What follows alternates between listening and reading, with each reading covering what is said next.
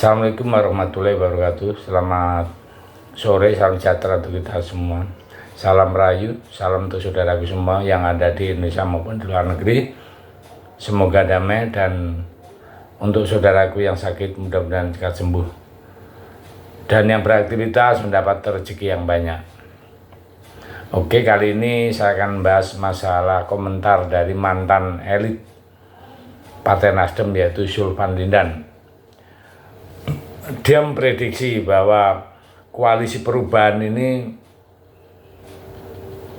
kemungkinan besar tidak akan bisa lolos nyapres.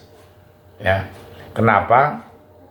Dari dinamika politik dalam perjalanan itu berdampak yang luar biasa. Contoh kemarin pacaran udah 1 tahun dengan AI, tahu-tahu ditelikung. Mendadak diganti Caimin tanpa hujan, tanpa angin, bergabung dengan Anies. Baru beberapa hari langsung disamber dan dijadikan wakil.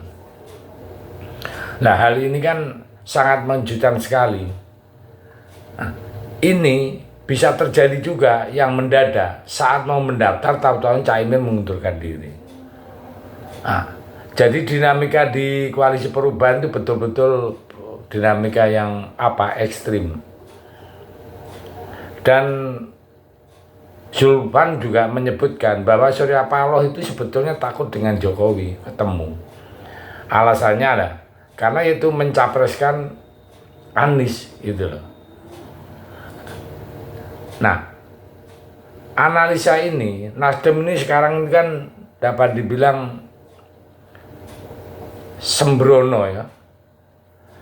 Kenapa sembrono? Kini Nasdem itu bermain dua kaki ya.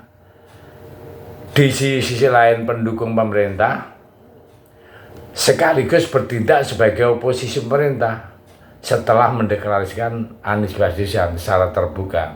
Nah, kekuatan Nasdem praktis hanya terletak pada jaringan bisnis media saja yang dimiliki oleh Surya Paloh, dan tentunya kekayaan dari Surya Paloh yang banyak. Namun kekuatan internal partai jelas masih jauh lah jika dibandingkan dengan Golkar, Gerindra, apalagi PDI Perjuangan dengan yang istilahnya jadi pemenang pemilu. Nah, hal inilah yang betul-betul diamati oleh Zulfan Lindan. Kalau nggak cepat-cepat terjadi mengadakan perubahan haluan, akan bisa terjadi fatal di Nasdem. Fatalnya di mana?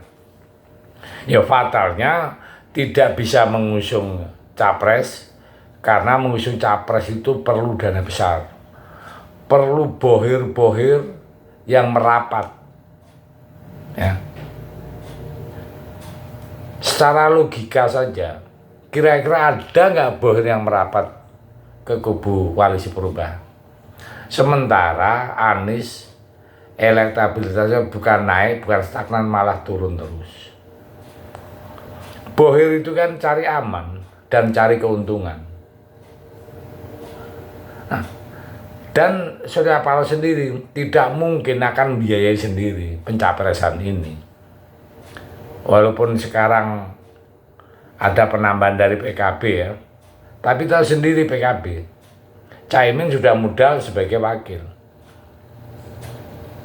Nah, PKS, jangan tanya PKS untuk mengeluarkan dana.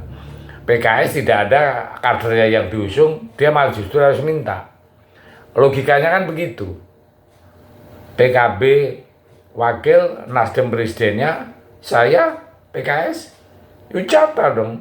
Kalau nggak kasih jatah, keluar. Jadi analisanya masuk akal ini, Bang Zulfan, ya, sangat masuk akal sekali. Justru memberi kritikan atau mungkin masukan ke Partai Nasdem, langkah itu secepatnya diambil daripada hal-hal yang tidak diinginkan. Yang tidak diinginkan apa? Yang pertama tadi nggak bisa nyapres. Yang kedua, Nasdem gagal lolos di Senayan. Itu tambah lagi hancur lebur berantakan ya. kalau sampai Nasdem tidak bisa masuk ke Senayan, pokoknya tambah pusing 7 keliling. Ya. Maka dari itu Nasdem itu berpotensi kehilangan segala-galanya. Gagal nyapres, gagal ke Senayan. Jadi lebih baik siap-siaplah sekarang bagaimana caranya bisa keluar dari keruwetan ini. Tapi analisanya Zulfan betul. Dia menganalisa saat ini Surya Paloh baru mencari bagaimana cara keluarnya dengan benang ruwetnya ini. Ya nggak tahu lah keluarnya bagaimana, atau nanti Caimin tuh nggak jadi wakil kan otomatis nggak bisa nyapres gitu. Nah, itulah dinamika yang terjadi di Partai Nasdem. Nah, sementara untuk dinamika di partai sebelah, di Prabowo, ini juga sama anehnya. Kenapa bilang aneh? Ini di kubu Prabowo masih memikirkan Gibran mau jadi wakil terus. Ini namanya kan yang pertama ya, dalam berpolitik kan ada santun ya, etika politik. Etika politiknya sudah gak masuk akal. Tiap hari gembor-gembor ke Gibran bisa masuk ke wakilnya Prabowo, walaupun itu gimmick, walaupun itu menyenangkan kubu Pak Jokowi dalam arti untuk mendapatkan suara dari pendukung Pak Jokowi. Tapi di sisi lain juga disoroti. Ada etika politik gitu loh. Nah, jadi itu dipikirkan. Masyarakat tidak sebodoh itu cara menilai. Positifnya seakan-akan begitu, tapi negatifnya yang sering terjadi, sering dalam pembahasan, justru secara umum negatifnya yang dibahas. Sehingga sampai menggugat di MK, sampai detik ini belum keluar. MK yang seakan disalah-salahkan. Manuverlah terus begitu, malah hancur nanti Prabowo ya.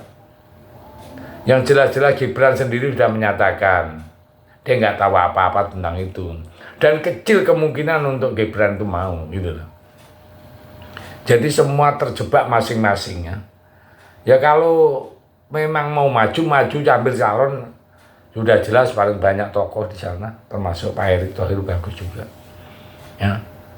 Ya itulah dinamika kedua kubu ini yang sampai sekarang masih ya mumet-mumetan semua itu. Yang paling damai aman ya kubunya PD Perjuangan, tanpa ada intrik, strategi terus dibangun, bekerja sama, sehingga survei-survei di mana-mana dia menguasai. Kenapa? Karena tersusun, pergerakannya tersusun, dipikirkannya untuk rakyat.